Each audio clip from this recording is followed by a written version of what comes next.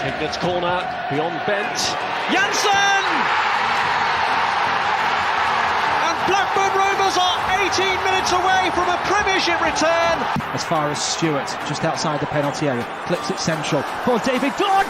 David Dunn equalises!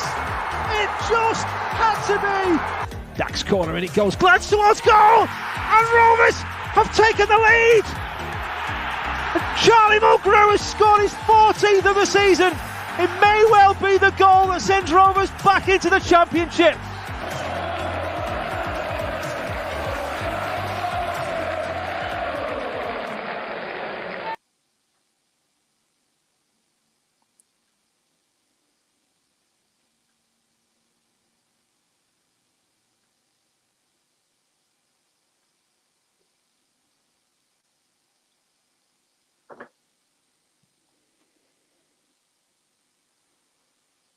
Hignet's corner, beyond Bent. Janssen! And Blackburn Rovers are 18 minutes away from a Premiership return. As far as Stewart, just outside the penalty area, clips it central for David Dunn. David Dunn equalises! It just had to be! Dax corner and it goes, Glance towards goal! And Rovers have taken the lead! And Charlie Mulgrew has scored his 14th of the season. It may well be the goal that sends Rovers back into the Championship.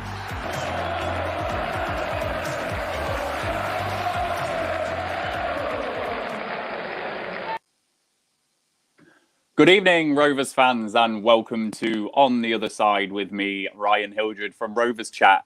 Our countdown's so good, we had to play it twice, so it seems. So a little bit of a Christmas gift for everyone as we ran through our 30-second countdown twice there. It was a last gasp and perhaps fortunate victory for Rovers. Last time out as we beat Rotherham United at home.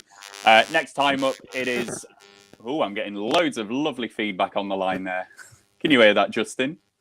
I can, yeah. Yeah, that's wonderful. Oh, God. It's the week before Christmas and all that. That's some awesome feedback. How about now?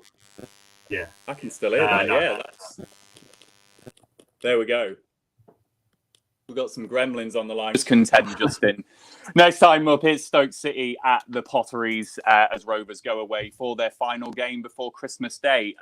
It's a bit of a twist tonight for On the Other Side. As you can see, we've got Justin from the Second Tier Pod, who is not a Stoke City fan. He's not a Crystal Palace fan either, judging by that shirt. That is Hadjuk split, isn't it, Justin? Yeah, it definitely is. I realised that it was a bit of a howler when I bought it. I could have got a white one, but I went with the Palace flavoured one. So. But no, we couldn't find a Stoke City fan tonight. There were a few tied up doing other things and couldn't join us. So the next best thing for us tonight is the guys at Second Tier Pod. Justin and Ryan do a great job previewing the Championship every week, and they will know a lot more about Stoke City than I will, and probably a lot of us as well. So they will know the feelings amongst the Stoke fans going into this game and just their general season. So Justin, thanks for joining us tonight. We're really appreciative of you still allowing us to run the show. No problem. So before we kick off with the show, we are, of course, proudly sponsored by 6yardsout.com. The Rovers Chat YouTube channel is proudly sponsored by 6yardsout.com. They've got retro football from every era with mugs, phone cases and much more. They also have plenty of Rovers goods, including apparel with the famous 94-95 season and this season's kit. Check them out using the link in the description below. Hopefully that's the last of the electrical feedback, but if you've not checked out 6yardsout.com, then please check them out. Rovers fans, as ever, please do interact with us this evening. We'll be on air for about 30 to 40 minutes to talk about the game. Hit us with your comments. We will pick them up as we go through the show, as we usually do. If you're not following us on Twitter, we are Rovers_chat on Twitter. And if you are not subscribed to our YouTube channel, we are Rovers Chat on YouTube. We are striving to get to 1,000 subscribers, so please do help us get there if you have not subscribed, and stay up to date with all of our content. So, Justin, here's the short straw for you as we preview this game from a Stoke City perspective. So I've been looking at Stoke and I see quite a few similarities between where Stoke are now and where Rovers were at a few seasons ago. So We were relegated after 11 seasons back in the Premier League, Stoke 10 seasons, and things didn't quite go our way after relegation. We came 17th and then 8th, and then Stoke came 15th and 16th. And for Rovers back then and for Stoke now, this is the season where the parachute payment money stops. Is there that feeling for Stoke? It's the last chance to get back. Else, they're going to spend some time at this level for a bit longer. Incidentally, we came 9th in that season, and the rest, we ended up down in League One. Of course, it unravelled a bit. What's the feeling in the Stoke fans at the moment? It's an interesting one, because I think the difference is that they're backed by the Coates family, who are they're billionaires. So really, the only thing that's going to bite them on the backside potentially is FFP. And I guess one of the very small benefits of the current pandemic is FFP's been relaxed. So there's a relaxed nature going into the next couple of transfer windows. But you're probably right in saying that you are in similar positions, because both teams splashed the cash when they came down. I don't know how much money you spent on Jordan Rhodes, but it was, 8 million. Yeah. You got your money's worth compared to what Stoke have got for some of their signings. You're looking back at I think it's Badu and Dye, players like that they brought in under Gary Ryan Woods, who's now on loan at Millwall.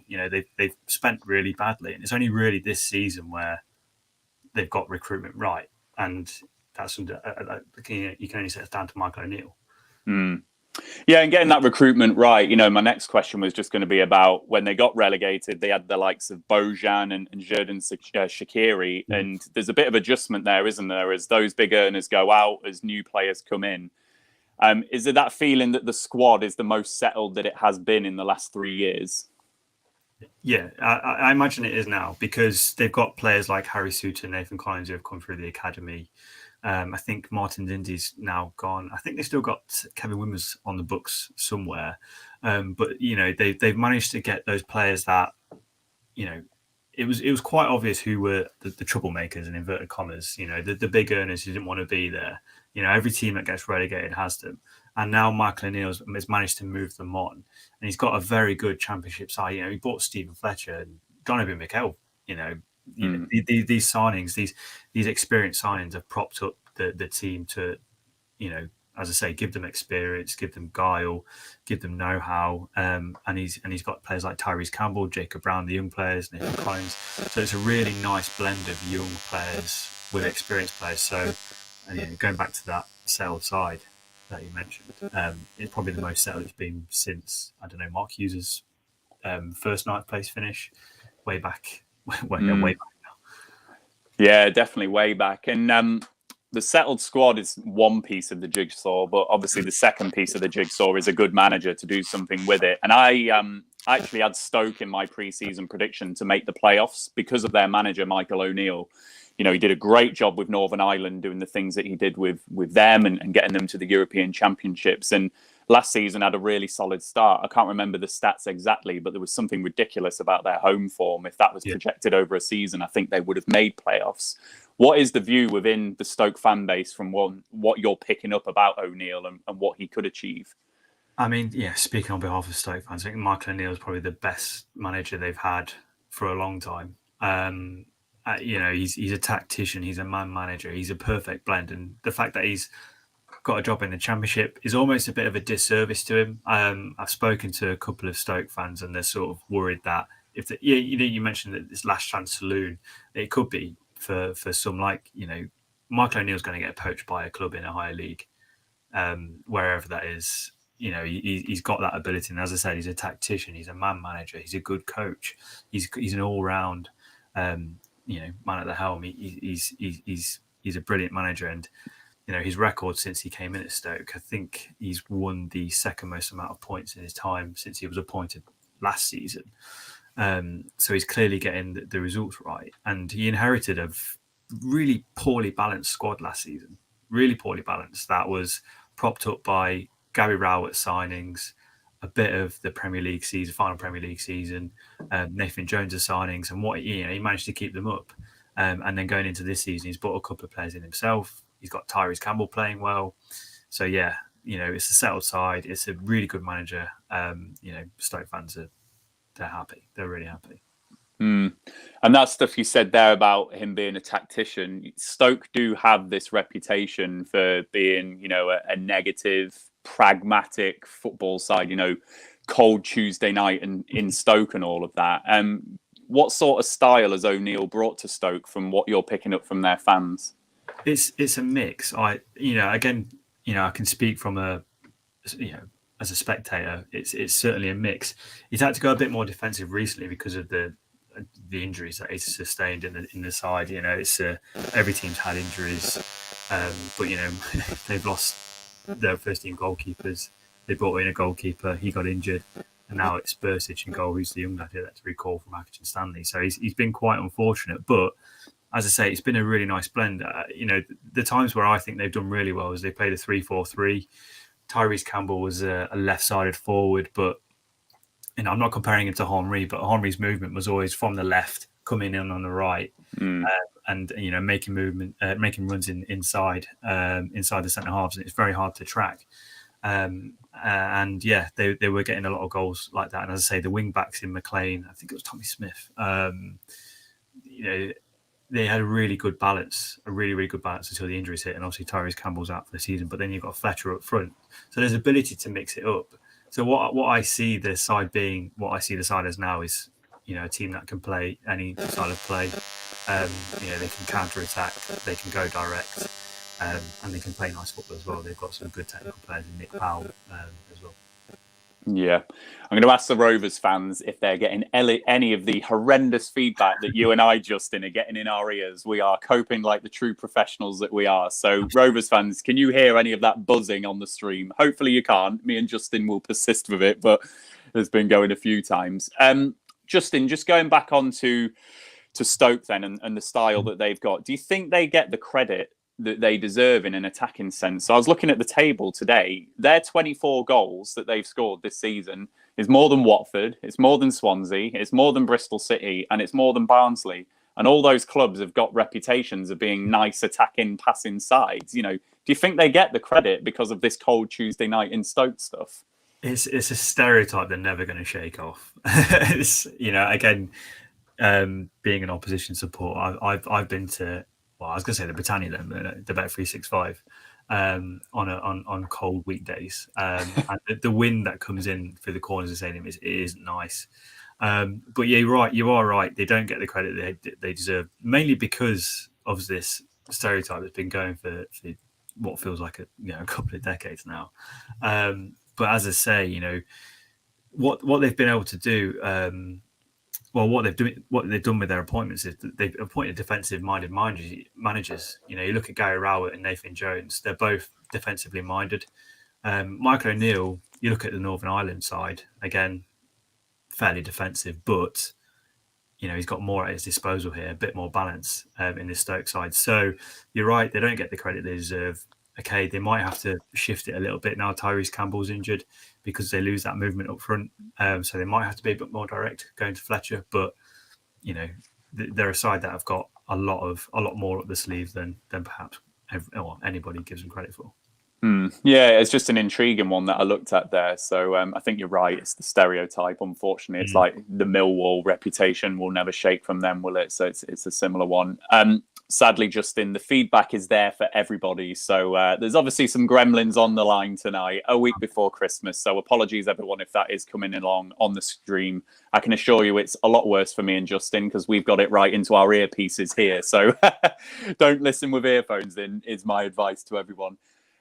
So if we look at the start from Stoke then, Justin, it's been a fairly decent start when you consider how well the three relegated clubs in particular have been playing. They're 8th on 30 points, 2 points off the playoffs. They've got 8 wins, 6 draws, 5 losses. But results-wise, again, it's another similar one to Rovers.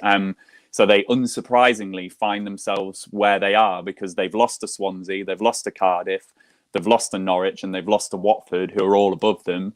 But they've beat sides like Wickham, like Preston, like Huddersfield below them. Do you get the sense that Stoke fans are happy with the way the results have gone, or a bit like Rovers fans have been actually? You know, they want to be beating the sides like Swansea and Cardiff and Watford to make that push into the top 6. Yeah, I speak to a Stoke fan on the regular, and he's very I guess, pessimistic. Again, you know, they've had a couple of really rough seasons in the Championship, so they're taking what they can get. They're quite happy with 8th. You know, looking from the outside in the squad that they've got and the balance that they've got, you know, you want them. You know, I think they can get into the playoffs. You know, I fully think they can get into the playoffs. I think they've got the strength and depth. They've got that. They've got that mix in play that I mentioned, and they've got Michael O'Neill, who is a magician. So they're a team that I think once they get to January, they'll look to bring in players. You know, they'll need a player in on loan to replace Campbell's goals. You know, Lee Gregory, Sam Vokes, Tom Ince. I think they've got, you know, a handful of goals between them, and it doesn't necessarily inspire confidence. So, yeah, they're a team that are certainly on the up, and they've got a well balanced team to make an assault on the playoffs going into the second half of the season. I think they're a really dangerous side. I think they've got some quality. I think they're more than what that stereotype suggests. And I think in O'Neill, they've got a great manager there. And I think he will like the fact that they're under the radar. You know, let everyone talk about the 3 relegated clubs and Brentford, who always seem to get the plaudits, you know, and they'll just sneak in kind of undetected in some senses. So I think that'll suit O'Neill to a T. So if we come on to the game then, Justin, Tyrese Campbell, I think it's a bad injury he's got as well, isn't it? Yeah, a long-term one. So without him, who are the danger men going to be for Stoke tomorrow? Well, you know, as I say, you lose that movement going forward without Tyrese Campbell. So having players like Nick Powell, for example, who has had his fair share of injuries, but at Stoke he's been very good, especially this season under Michael O'Neill. Last season was a bit hit and miss under Nathan Jones, and then, you know, in and out of the side under Michael O'Neill. But yeah, he's been really good this season. So for me, Nick Powell is the main creative force in this team. James McLean's left foot, crossing wise, is a wand. And when you've got a striker in Stephen Fletcher who's going to get his head on anything, he's going to put his head anywhere. He's certainly going to be a danger. So yeah, attacking from the left from Stoke's perspective. And then getting Nick Powell on the ball in the middle. Those are 2 danger zones. Jacob Brown is a danger man, but I don't think he's shown enough this season that he did last season against Barnsley sort of merit the danger man tag. But yeah, Nick Powell and I think James McLean would be the two key men. Obviously, Stephen Fletcher with the goals. Yeah, and just with what you've said there, Justin, just to pick up the comment from FM Works here, going to be a tough game for Rovers tomorrow. Ayala and Lenihan will have to be sharp. So, you know, if McLean's putting balls onto Fletcher's head, then probably going to be busy for them aerially, isn't it? So, that's back to what you've said there, Justin. And if there's going to be any areas of weakness from what you've heard through the season from Stoke fans as you've chatted to them, you know, where could Rovers get at them, do you think? Adam Armstrong is obviously one of the quickest players in the league, especially going towards goal. So getting balls in behind James Chester's will be the obvious point. I watched them last week against Derby, obviously, and Colin Kazim Richards, who's 34 years old, you'll know him very well. Yeah, he's a unit, and he beat James Chester's for pace. So. That would be the obvious route in for me, and I think left back as well. Morgan Fox. I'm not overly convinced by Morgan Fox in a defensive sense. He's one that was in a poor Wednesday team, but he was one of the better performers in that side. But again, Harvey Elliott going at Morgan Fox, just running at him, I think that will pose quite a threat. Yeah, and Harvey Elliott's banging form, and I think we were linked with Morgan Fox a couple of seasons ago as well. So, it looks like pace might be the order of the day. Yeah. It wouldn't surprise me if he did bring Tyrese Dolan in for this game, actually. Dolan's not had too many minutes in the last few games, and he has gone with Sam Gallagher, but Sam Gallagher has been having more of an impact off the bench. So with what you've just said there, it wouldn't surprise me if we did see Armstrong, Dolan, Elliott as the front 3, especially with Brereton still injured. So Justin, just whilst I've got you on the show, what's your general views on Rovers this season? You know, how we've been playing and where do you think we're going to finish? You know, what are you observing from afar? Yeah, they've coined this phrase as a flat track bully, mainly because they've literally steamrolled teams in the lower half of the division, lower half of the championship, and obviously struggled against the top half teams. So this is what makes this game very interesting. Because, as you said, as you mentioned earlier, both teams are in the same spot. But looking at them this season, I think compared to last season, they're just a bit more devastating on the attack. Adam Armstrong, the amount of chances he has individually is ridiculous. I think the only criticism you could have of him is if he was anywhere near as efficient in front of goal as Ivan Toney, he'd have 20 goals already. So, I think the amount of chances Blackburn create is just ridiculous. It's just getting that balance right defensively as well. And now you've got a settled back four, or hopefully a settled back four, barring any injuries, in Ayala, Lenihan, Nyambe and Barry Douglas. And, getting that back four settled, I think will be helpful. That's an experienced back four as well. That knows the division well. So that's certainly going to be massive. And as I say, when you've got individual talents like Harvey Elliott, the skill and pace he's got running at players, having that star quality is certainly going to help. Whether or not it's enough to get into the playoffs, I have my doubts, mainly because I think it's just the strength and depth in the front three. Say if Adam Armstrong gets injured, and quick strikers pull hamstrings quite a lot in the winter. So I'm not going to wish it upon him because he's been a top player this season, but you have to worry if that happens. And I think that probably my only reason why I'd say I have doubts of Blackburn getting into the top six. And we have had a scare with Armstrong this season. Like, his appearance record has been ridiculous, actually, as you say, for a quick player in that way. And we had a scare away at Swansea. He came off midway through the second half, it was, and then missed the next game. So we have had that little scare, and it is always in the back of my mind, actually. But we're all absolutely salivating at the thought of Bradley Dack coming back into this side and linking up with Harvey Elliott. I mean, what I'll say, Justin, about Harvey Elliott, how that guy's 17, it's ludicrous. It's absolutely ludicrous. He's hands down probably the best 17-year-old I've seen play in a very long time. And Stuart Downing did an interview this week just talking about Elliott, and it's the respect that guy's got in our squad is just frightening. So he's going right to the very top, I've got no doubt. Yeah. It's an interesting one because I thought Harvey Elliott was going to go down the route that Liverpool have taken with Harry Wilson, in the sense of loaning him out and then picking up fees for him along the way and then selling him. But having seen him play a couple of times, his quality is unreal. And as you say, as a 17-year-old, it's frightening. I don't think I've never seen a 17-year-old play like with the confidence that he does. And I think we said it about Michael Elise on our weekend podcast, on a weekend episode. You've got to have that sort of arrogance about you, and it's a good arrogance, and he's got that, and that's sort of what makes the difference between players at that age, is having that arrogance and confidence to do what he does.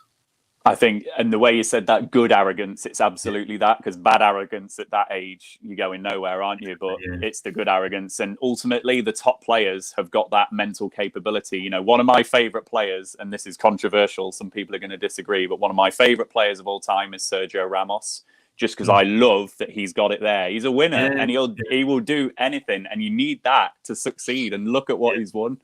And it's that type of good arrogance, isn't it? Even though he does overstep the mark a lot on a pitch, but you do need that. So he's in the right place at Rovers under a manager like Mowbray, and obviously Jurgen Klopp at Liverpool as well.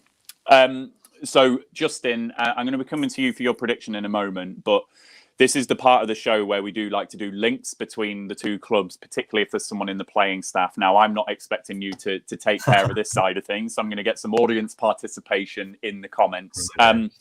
So in the playing sides, Rovers, there's no one, unless I've been heavily mistaken, who's represented Rovers that's playing for Stoke tomorrow. However, we do have a representative in the backroom staff. Billy McKinley is the assistant manager for Stoke City, and he represented Rovers between 95 and 2000, and probably a bit of an unsung hero, actually, at that point. We'd just won the league, and probably not many people can remember him. But for those of you who are watching, do you remember Billy McKinley? Any amazing goals or fantastic moments that Billy McKinley did in a Rovers shirt? Hit us in the comments there whilst Justin and I are doing our predictions as well. So, Justin, with everything that you've considered then about the game, about Rovers, about Stoke, how do you think the game is going to go tomorrow, and what is your score prediction? It's really difficult. I feel like I wouldn't say the goals have dried up for Blackburn of late, but they haven't been as efficient in front of goal as they have been in previous weeks. And on the flip side, Stoke have been sort of ticking along, trying to get players back in with, obviously the injuries that they've had. So they've been keeping a lot of clean sheets. They've conceded 1 goal in the last 6 games, and that's 5 clean sheets in that time. So it's going to be a close game. So I've got to say, I'm going to edge towards, I don't want to say a 0-0 because it's boring. So I'm going to go with a 2-1 win to Blackburn. Oh, I thought you were going to go Stoke then. I thought about it, but there's not enough up front for me to get the win. See, you've absolutely shafted me because I'm thinking a draw, and I'm the Rovers fan and should be predicting a win, and you're coming on here and saying So Justin saying a 2-1 win. I think a draw. I think this is just going to be a tough game for us. I do really rate Stoke, and I rate Michael O'Neill as well, and I just think they're in the perfect position just to time their run to perfection, make the playoffs this season. I still maintain that view. So I think it's going to be a tough game for Rovers. And if we can exploit in behind with the pace, then maybe we might have a bit of joy. But I just think this is the end game in a very long sequence of games that all the teams have had. So I could see it being a typical kind of pre-Christmas game in that regard, maybe 1-1 or something like that. So yeah, I'm going to say 1-1. So this is dreadful that you're predicting Rovers to win and I'm predicted us to draw. So yeah, Justin says 2-1 Rovers. I say 1-1. We've had no Billy McKinley comments. So as I say, he was a bit of an unsung hero for Rovers, Justin, given the fact that no one's commented about his time at us. Rovers. I was going to say, just one thing on Billy McKinley. He was appointed Watford caretaker manager in 2014, and then he left to join David Moyes' when he was at that's right. As assistant manager, which is one of the weirdest stories, I think. Because the season Watford had 3 managers, so... You've said that. I remember him going out there. Yeah, that's a good memory, that one. Rovers fans, hit us with your predictions in the comments box, as some of you are now. FM Works is saying you're the new Rovers fan. There we go. But we've had Lucas Bradshaw who said 2-0 Rovers. He thinks the lack of Tyrese Campbell means we can get through the game. FM Works is saying 1-0 Rovers. Dizzy Thumbs, who Justin is our fan from Tasmania, who always gets up at silly o'clock to join our stream. So hello again, Dizzy.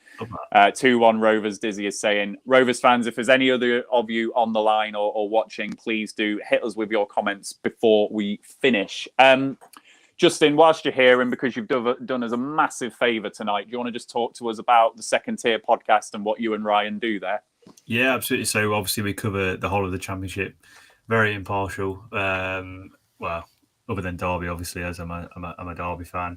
But yeah, no, we talk passionately about the Championship. We cover the games every week. We cover the news stories, and obviously, with it being a Championship, there's plenty of them on a weekly basis. And yeah, we release an episode every Sunday and every Thursday. Obviously, we've got lots of midweek games, so they're out every Thursday. We have a couple of Meets episodes. I think we've interviewed Rowan Vine, Nedman Nuaha, Danny Higginbottom in the past. So you can pick them up as well. And we are available on all podcast platforms, and you can catch us at the Second Tier Pod on Twitter and Instagram. Great. No, I love the stuff that you do, and I've been on your show a couple of times as well. So it's good. Yeah, I really like the stuff that you and Ryan do, and it's nice having the impartiality, isn't it? Where you can just really just look at it objectively without, just getting too emotional about it or whatever. It's helped being a Derby fan, having the rest of the Championship to enjoy. I don't have to be, in despair every week. Absolutely. Well, the Rovers fans are feeling really confident. So we've had Luke Kimberley who's saying a 2-0 Rovers win. Sean Hooper is saying 3-2 Rovers, and Luke is qualifying it with Armstrong, both goals. The goal the last game. Yeah, it will. That goal in stoppage time last game will do him the world of good. Yeah, because he was getting a bit frustrated, Justin, just a few chances not going his way and whatever. Okay, well, we will wrap it up there. Justin, I think you did a monumentally great job covering Stoke as a non-Stoke fan there, and also with this hideous feedback that we've got ringing in our ears. I don't know what's going on. It must be the windy weather on the phone cables tonight or something along those lines. So apologies, Rovers fans, if that has drove you to distraction like it has Justin and I. Just a reminder to everyone, we do have our big fat Rovers quiz of the year on the 23rd of December. We are raising money for the Salvation Army, which you can see in the middle of the screen there. Please go to rcdonate.com if you want to donate to the Salvation Army. We have raised £352 so far, and we've not even done the quiz yet, which is amazing. And yeah, we are running a little competition as well, which I think Dan's just going to bring back up. So yeah, if you donate to the charity fundraiser, we will put you in the hat to win this season's home or away shirt. So get your donations in, and we will be picking a winner either on the show or just afterwards as well. If you're not following us on Twitter, it's rovers_chat on Twitter. If you're not subscribed on YouTube, it's Rovers Chat on YouTube. And Justin, what was your Twitter handle for the Second Tier Pod? Yep, at Second Tier Pod. Yeah, catch us on Twitter. Yeah. Brilliant. Well, thanks, Justin. You've dug us out of a big hole tonight, so we've been able to preview the Stoke game in the way that we'd like. So you've done a sterling job, so you've earned a beer. So, yeah, you enjoy Derby's game tomorrow or whenever it is. And, yeah, I'll probably speak to you soon as well. Yeah, no problem. Thanks for having me. Thanks, Justin. And Rovers fans, we will leave you with our sponsor message from 6yardsout.com. The Rovers Chat YouTube channel is proudly sponsored by 6yardsout.com. They've got retro football from every era with mugs, phone cases and much more. They also have plenty of Rovers goods, including apparel with the famous 94-95 season and this season's kit. Check them out using the link in the description below.